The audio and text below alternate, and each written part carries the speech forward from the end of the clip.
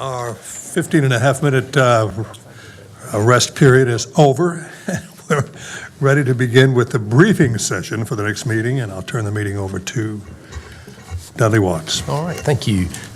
So what we have for the 15th, which is our last, obviously our last meeting for the calendar year, is we have several items for public hearings and a special resolution. So as is our practice, the items that are public hearing, we're going to go into detail on. I'm going to do a quick overview of the other items, and then we'll be able to wrap up. So I'll turn it over to Chris Murphy for items 1, 2, 3. And you're also going to handle you're probably not going to handle the road closure. No, I will not. Okay.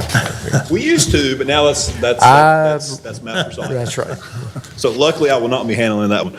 Good afternoon again, Commissioners. Yes, the first case for briefing this afternoon is case F-1622. It's a petition of Olivet Moravian Church. It's a 2.6 acre site on the east side of Olivet Church Road, north of Birchdale Drive.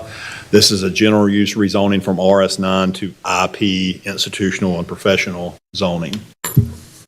This is a subject property shown on the Legacy Growth Management Area Plan in Legacy Growth Management Area 3, suburban neighborhoods located north of the Activity Center along Olivet Church Road, the Activity Center being at the intersection of Olivet Church Road, Meadowlark, and Robin Hood. This is the subject property highlighted in yellow. Subject property outlined in yellow on the county's aerial photography. This is the subject property looking north from along Olivet Church Road. You see the zoning sign in the image there, close to the tree. This is adjacent property to the west across Olivet Church Road. This is the adjacent property on the south side of the church. This is the adjacent property on the north side of the church. I believe the church owns some of this, but then there is another property further to the north. This is looking north along Olivet Church Road. This is looking south along Olivet Church Road. The North Suburban Area Plan update adopted by the Commissioners in 2018 shows the subject property as an institutional and professional land use classification in the area plan. In summary, the request is consistent with the recommendations of the West Suburban Area Plan Update and Legacy 2030. There are no anticipated traffic impacts associated with this request. The proposed district is compatible with the existing with the existing land uses and the surrounding land use pattern. This is heard by the Planning Board at the November 10th, 2022 public hearing. There were no speakers in opposition, and the Planning Board did vote unanimously to recommend approval of the request.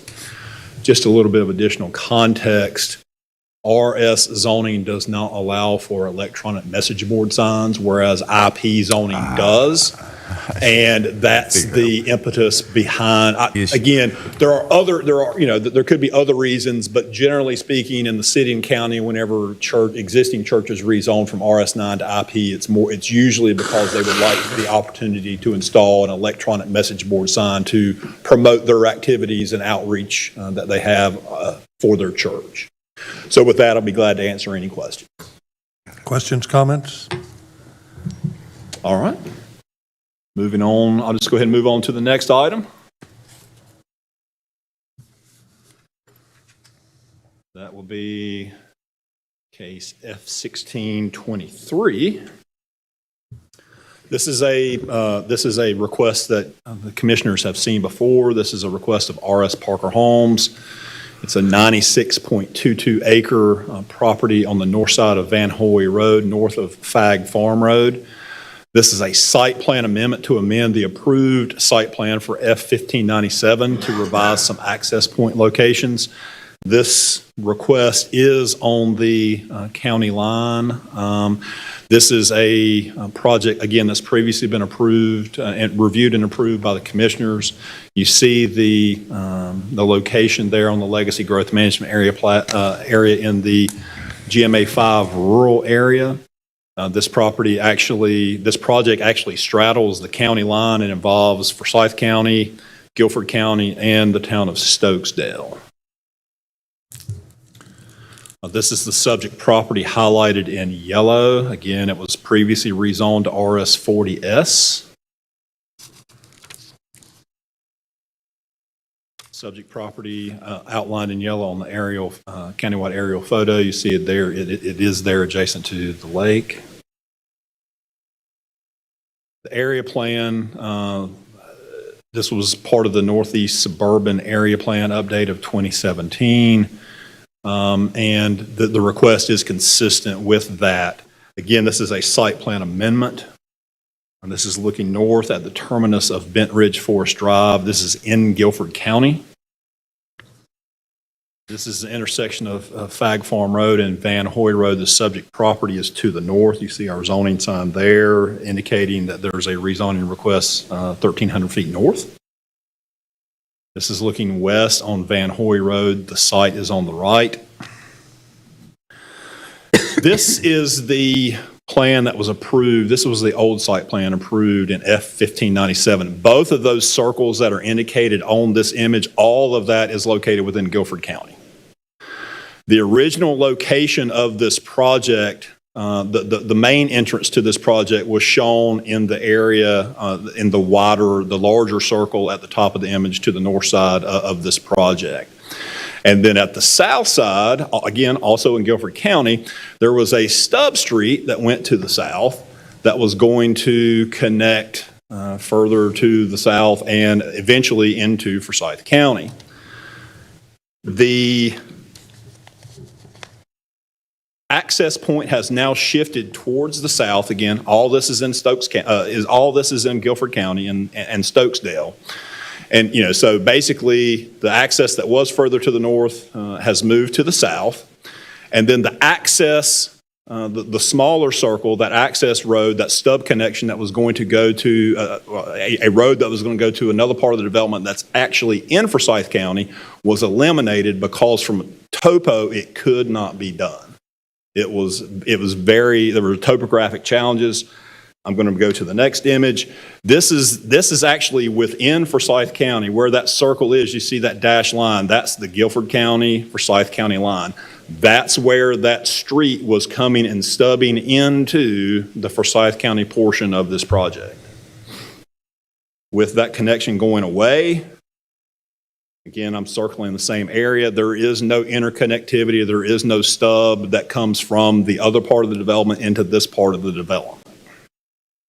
That's a lot of information, but it's really dealing with, that's really the only changes to this plan are the location points and the elimination of that connection. And the elimination of that connection is the only thing that affects the portion of the Forsyth County project. Make sure I didn't skip it one. In summary, there is no increase in land use intensity from what was originally approved in the zoning case in F-1597. The request does comply with the RS-40 district purpose statement and does not propose extension of public sewer into GMA 5. This was heard by the planning board at their November 10th, 2022 public hearing. There were no speakers in opposition, and the planning board did vote unanimously to recommend approval of the request. The site plan does meet UDO requirements. There is, I believe, a condition of approval for this rezoning case that if, for some reason, Guilford County and Stokesdale do not allow that connection to go away, that the project will revert back to the original approval of F-1597. And with that, I'm glad to answer any questions. That's a lot of information. Comments? Are the changes, are they any better than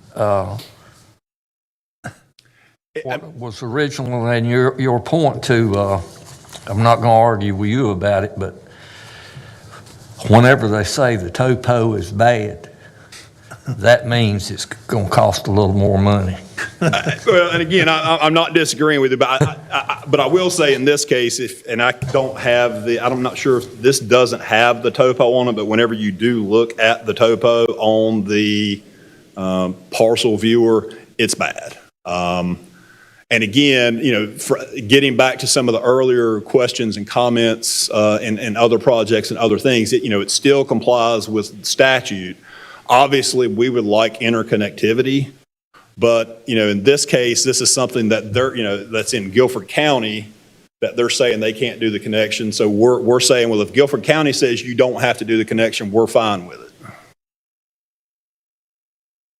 But if Guilford County says you've got to do the connection, we're going to stick with the original plan of approval, and that's one of the conditions we have in this case. I kind of remember this subdivision, a lot of discussion then. And it seems like access by, EMS, by emergency vehicles and those kind of things, access into and around fire trucks, et cetera. And it seems like connectivity was an issue then. I mean, And again, I didn't present the original case, so I'm not 100% sure. This gets back to one of those things that basically they rezoned from AG to RS40 because they wanted to have 100-foot wide lots. If they would have kept up 150-foot wide lots, this would have been a planning board issue and it never would have come to you. Right. Again, this was reviewed and vetted by the interdepartmental committee. There wasn't anything raised by county fire on it. There wasn't anything raised by NCDOT as far as any concerns. But again, I can't speak to no one showed up there were some people at the planning board, but, basically they were just told, the changes are really in Guilford County and Stokesdale where the changes are having to be made. No one spoke at the planning board meeting, so I'm not sure what what their opposition would be, but they need to really speak to Guilford County because that's where the change is being made.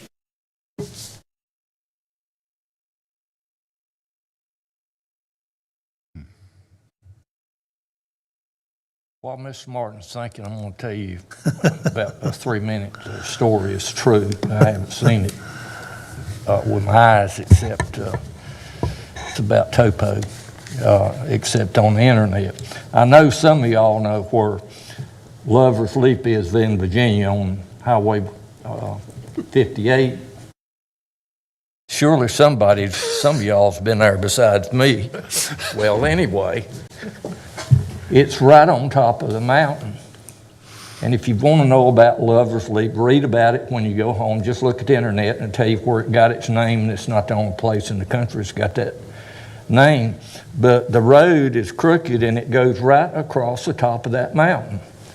And somebody told me that I'd heard for years they was going to rework it and get it, they're going 4-lane all the way to, some of that 58 is 4-lane. Well, I didn't hardly believe it when I was told. That's just been a few months ago, but I knew that they had talked about it just going to cost so much money to do it. There's cost again. But if they can, and I've looked at it on the internet 2 or 3 times, and as soon as I can get close to there, I'm going to go by there and see that with my own eyes. If that can be done, they can do about anything with bulldozers and dirt movers. Won't you go up there sometime? That'd be a good day's ride. I don't know if my wife would like to make that trip. Wish you could go weed. See, now that's a story you could not hear. Ted, have you ever been through there? Okay, you know what I'm talking about then. That's all.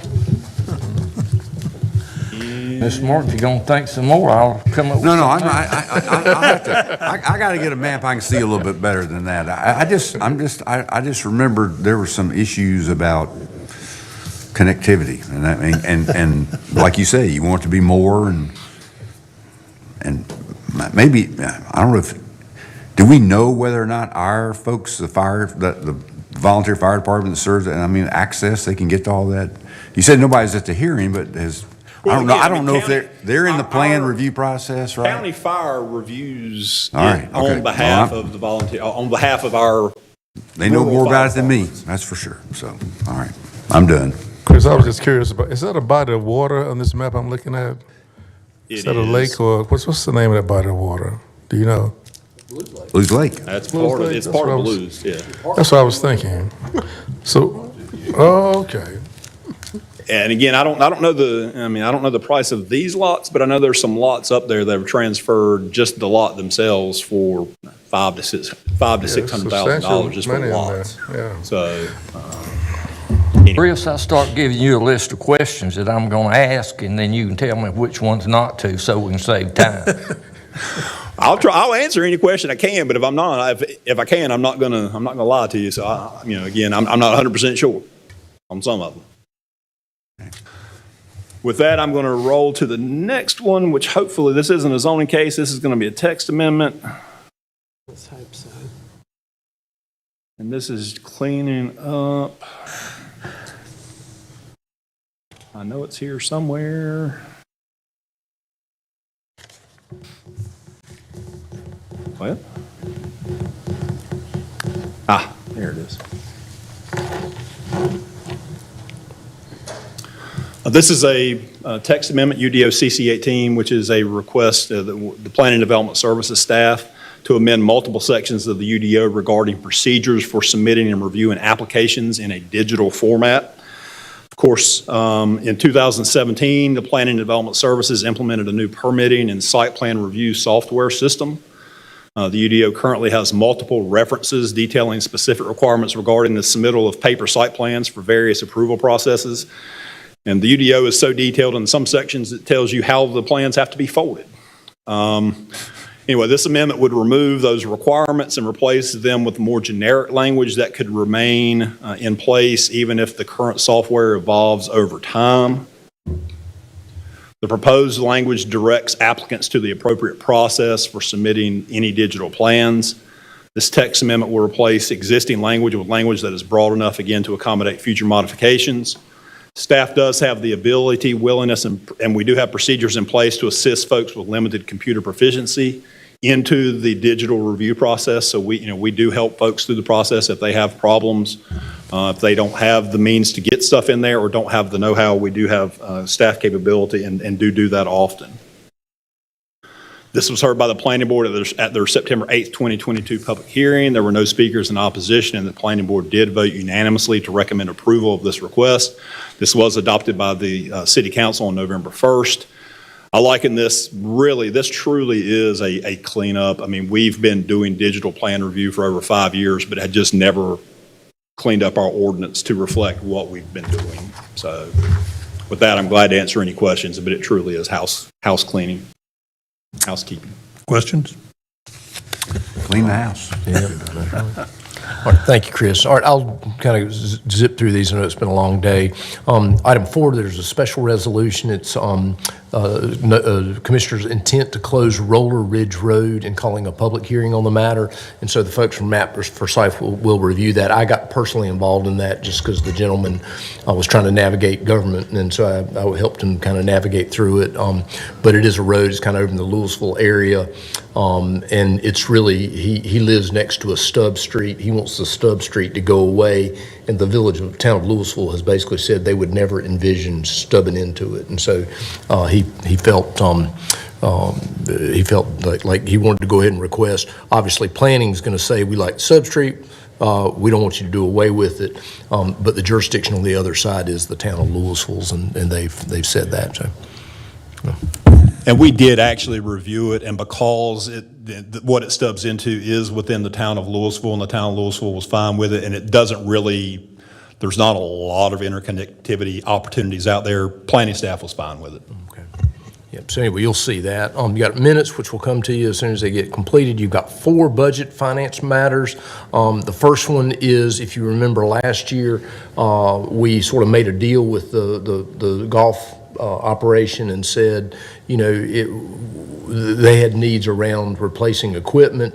We said, we'll take a look at it if you're profitable. They were profitable for the year, and so that's bringing that back to you and basically saying, okay, half of that, go ahead and use for those purposes. Mark's going to bring you some airport capital projects and sort of the organization of that, but he's got a lot of work that he wants to do, and this kind of sets the stage for that.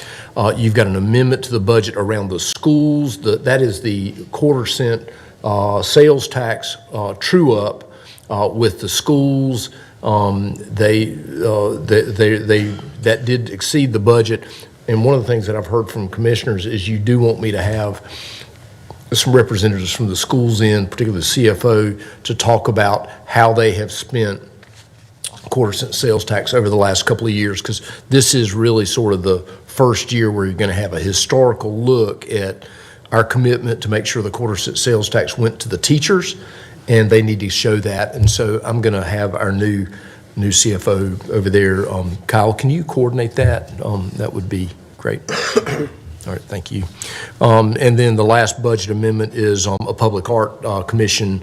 It's basically just moving those dollars, a little accounting housekeeping on a mural that would actually be at Carver School Road at the Maisie Woodruff branch that would be a public art project. You've got two grant matters. One is the SCAP funds that you see every year, and then the other one is the economic development matter around that Zeal ABEG, basically for the One North Carolina dollars to support that project. You've got 5